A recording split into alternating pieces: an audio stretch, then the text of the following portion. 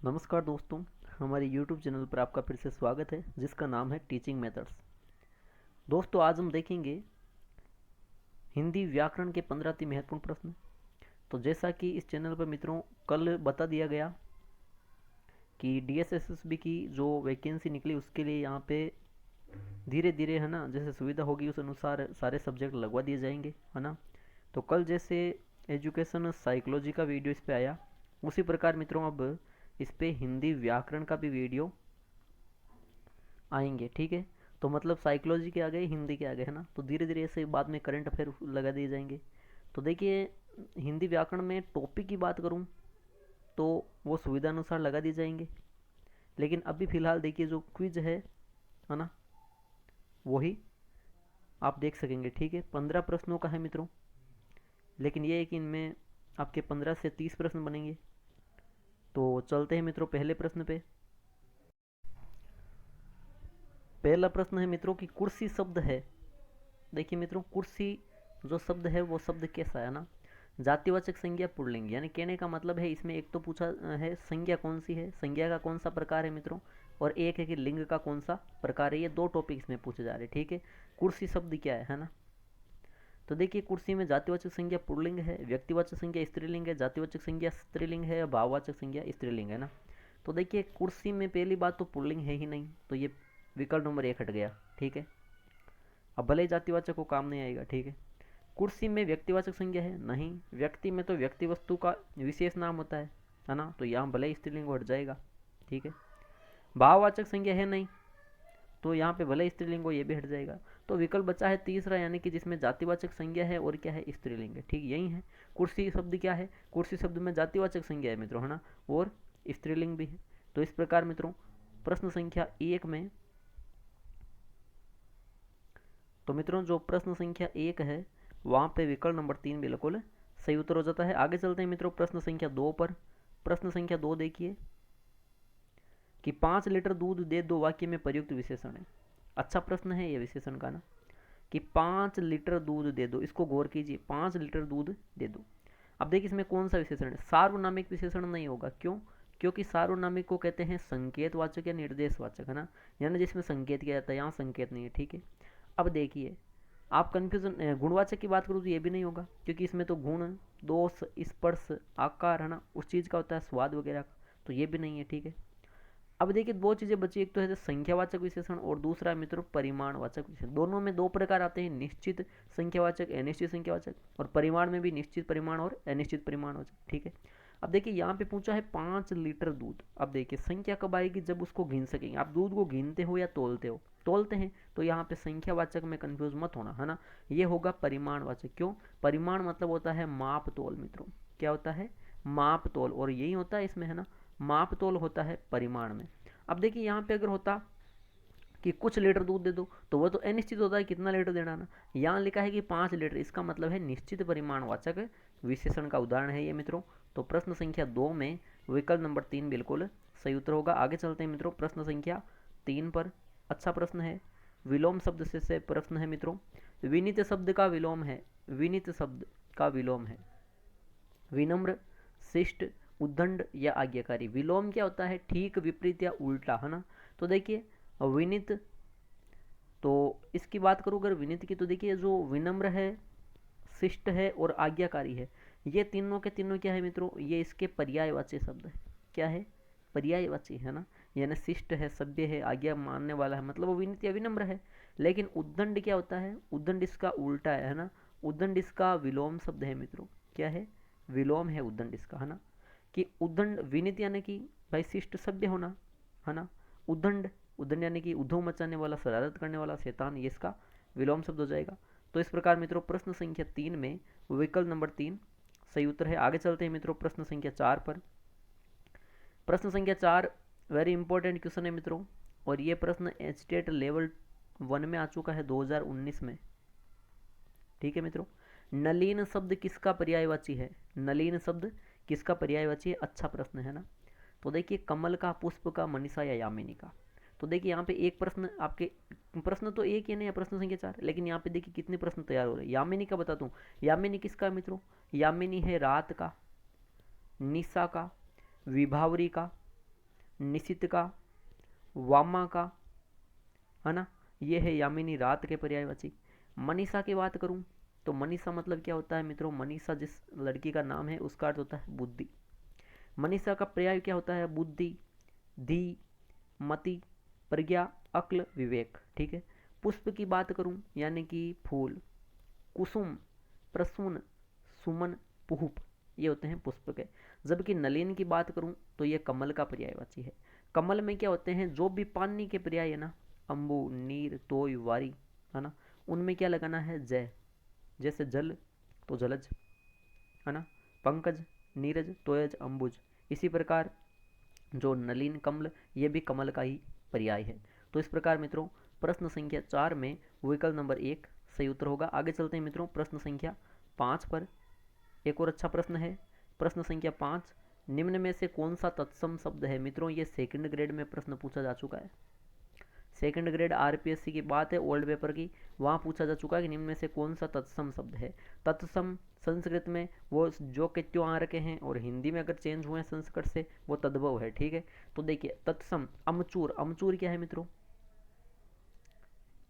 अमचूर, अमचूर तद्भव है, ठीक है। अमचूर क्या है, तद्भव। इसका अगर पूछा है कि तत्सम क्या होगा तो इसका हो जाएगा मित्रों आम्रचूर्ण। क्या हो जाएगा, आम्रचूर्ण।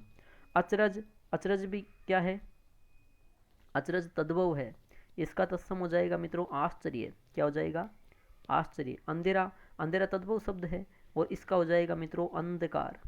क्या हो जाएगा, अंधकार। लेकिन जो चंचू शब्द है ये क्या है मित्रों, ये तद्भव है। चंचू क्या है, तद्भव है। और अगर चंचू का अगर आपको तत्सम पूछ ले, सॉरी, इनमें से कौन सा तत्सम है, ये जो चंचू शब्द है ना ये क्या है मित्रों, ये तत्सम है। चंचू क्या है, तत्सम है। लेकिन चंचू का तद्भव पूछ ले तो मित्रों बताना चोंच। क्या बताओगे, चोंच बताओगे। तो इस प्रकार इनमें से तत्सम शब्द कौन सा है, तत्सम शब्द चंचू है और इसका तद्भव क्या होता है मित्रों, चोंच होता है। तो इस प्रकार आपके प्रश्न संख्या 5 में विकल्प नंबर 4 सही उत्तर होगा। आगे चलते हैं मित्रों प्रश्न संख्या 6 पर।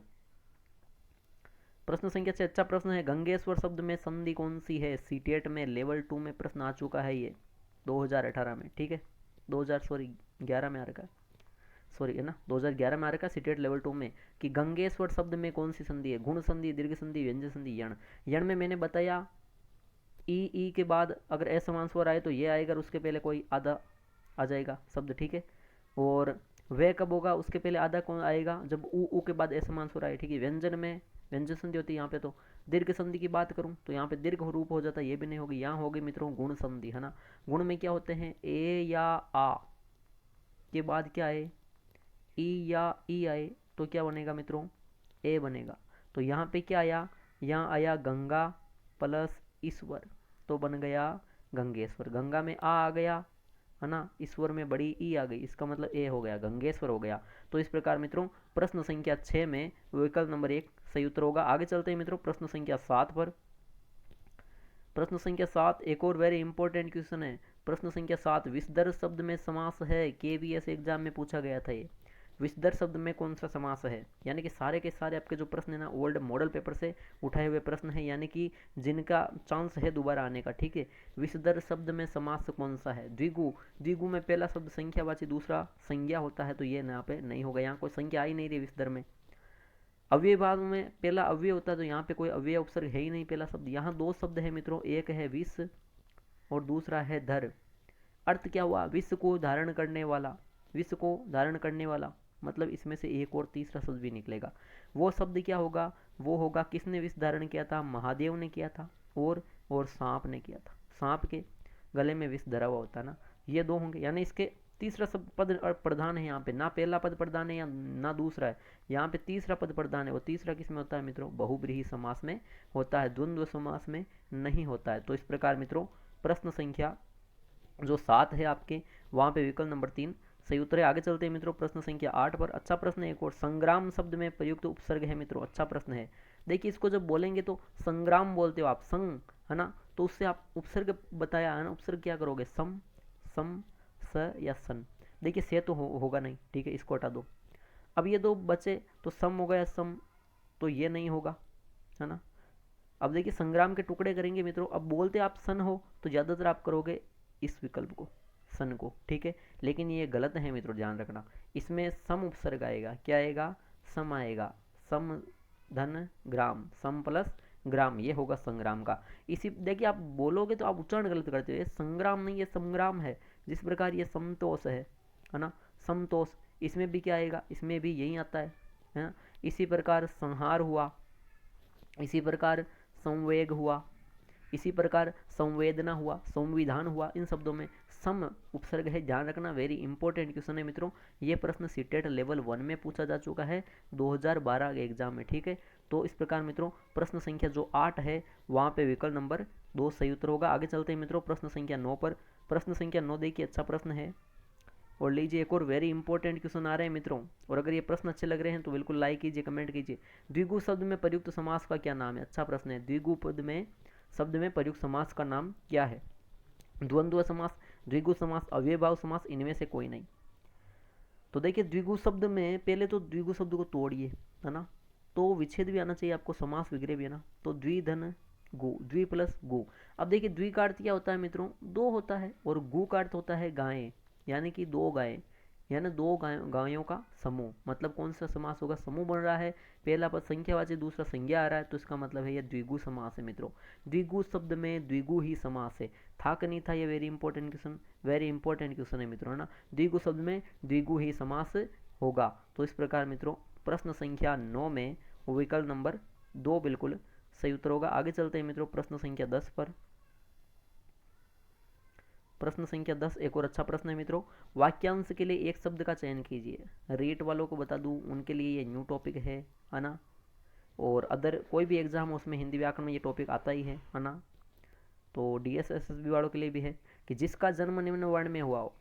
अब देखिए ऐसे प्रश्न बहुत मतलब कि यह है, आपको हमारे वीडियो देखने का फायदा ये है कि एक प्रश्न नहीं बल्कि उसके 4 प्रश्न मिलेंगे, ठीक है। तो देखिए क्या मिले, जिसका जन्म निम्न वर्ण में हुआ, निम्न जाति में जिसका जन्म हुआ उसे कहते हैं मित्रों अंत्यज। क्या कहते हैं, अंत्यज।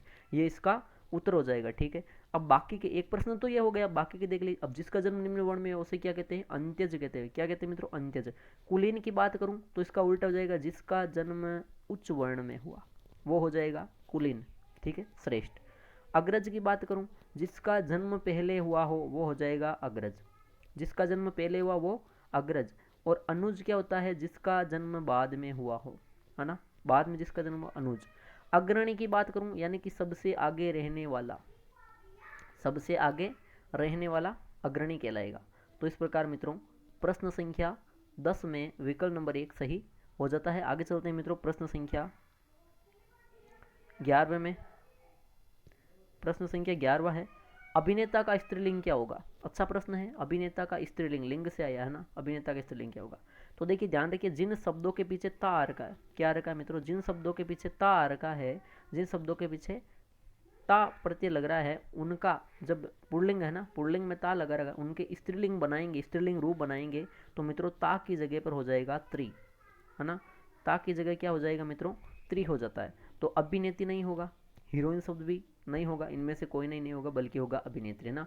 जैसे इसी प्रकार देख लो आप, कर्ता की बात करूं तो हो जाएगा मित्रों कर्त्री, ठीक है ना, कर्त्री हो जाएगा कर्ता का।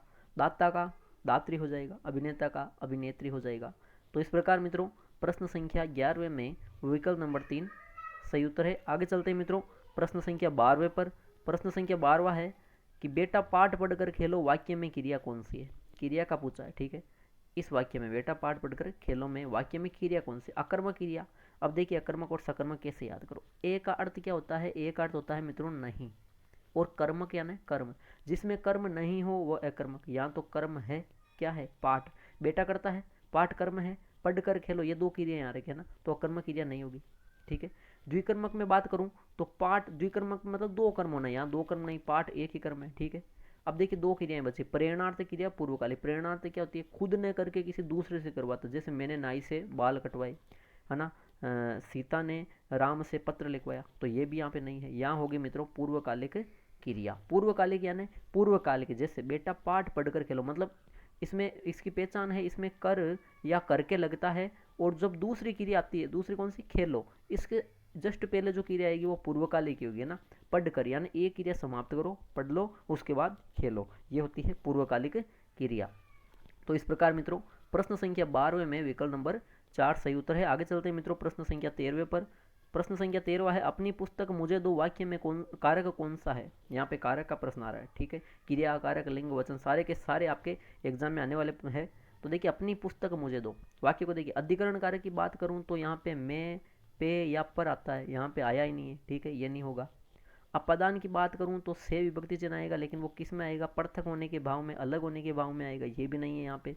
और करण कारक में से आएगा, वो किस रूप में आएगा, वो साधन या माध्यम रूप में आएगा, ये भी नहीं है। यहाँ पे है मित्रों संबंध कारक। क्या है, संबंध कारक। कैसे, संबंध कारक का चिन्ह क्या है, ना, ने, नी, का, के, की, रा, रे, री, है ना। तो यहाँ पे यही तो आ रहा, अपनी, ये नहीं आ गया ना। अपनी मतलब अपनी शब्द किससे बना, आप प्लस नी से बना है, यानी आप अपनी पुस्तक मुझे दे दो, तो यहाँ पे नी है, यानी कि वेरी इंपॉर्टेंट क्वेश्चन है मित्रों। अपनी पुस्तक मुझे दे दो यहाँ संबंध कारक है। तो इस प्रकार आपके विकल्प नंबर 2 सही उत्तर है प्रश्न संख्या 13वें में। आगे चलते हैं मित्रों प्रश्न संख्या 14वें पर। एक और अच्छा प्रश्न है, प्रश्न संख्या 14वां, ये सीटेट लेवल 2 में प्रश्न आ रखा है मित्रों। उद्देश्य और विधेय किसके अंग है, उद्देश्य और विधेय किसके अंग है ना। जिसने पढ़ा है उसको बिल्कुल पता है। वाक्य, शब्द, रचना, अर्थ, है ना। तो अर्थ का भी नहीं है, रचना का भी नहीं है, शब्द का भी नहीं है, ये है मित्रों वाक्य के दो प्रमुख अंग है, उद्देश्य और विधेय। अब देखिए उद्देश्य और विधेय ये तो आपको सबको पता है कि वाक्य का अंग है, ठीक है। वाक्य मतलब शब्दों का जो समूह होता है वो वाक्य कहलाता है ना। अब देखिए इसमें उद्देश्य क्या क्या होता है, विधेय किसे किसे कहते हैं। कभी आपको देखिए वाक्य दे दिया जाता है कि राम खेलता, इसमें उद्देश्य क्या है, विधेय क्या है, ठीक है। तो उद्देश्य में क्या क्या आता है, उद्देश्य में एक तो आता है कर्ता, एक कर्ता का विस्तार आएगा, यानी कि जो भी कर्ता था, जैसे राम ने खाना खाया, वो ने क्या है, वो कर्ता का विस्तार है, तो कर्ता आएगा, कर्ता का विस्तार आएगा किसमें, उद्देश्य में।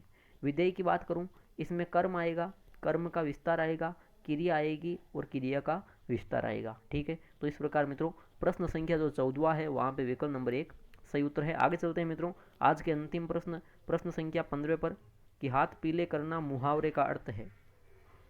प्रश्न संख्या 15 है, हाथ पीले करना, इस मुहावरे का अर्थ क्या है। तो देखिए मेहंदी लगाना, हाथों में हल्दी लगाना, विवाह करना या कंगन पहनाना। तो ये मुहावरा है मित्रों, हाथ पीले करना, इसका अर्थ क्या हो जाता है, विवाह करना। क्या हो जाएगा मित्रों, विवाह करना, ये इस मुहावरे का अर्थ हो जाता है। तो इस प्रकार प्रश्न संख्या 15वें में विकल्प नंबर 3 सही उत्तर हो जाता है। तो दोस्तों ये थे आज के हिंदी व्याकरण के 15 अति महत्वपूर्ण प्रश्न। आशा करता हूँ कि वीडियो अच्छा लगा तो बिल्कुल लाइक कीजिए, कमेंट बॉक्स में कमेंट कीजिए कि 15 में से आपके कितने प्रश्न सही हो रहे हैं। वीडियो को ज़्यादा से ज़्यादा शेयर कीजिए और हमारे चैनल को सब्सक्राइब कीजिए, ठीक है दोस्तों, धन्यवाद।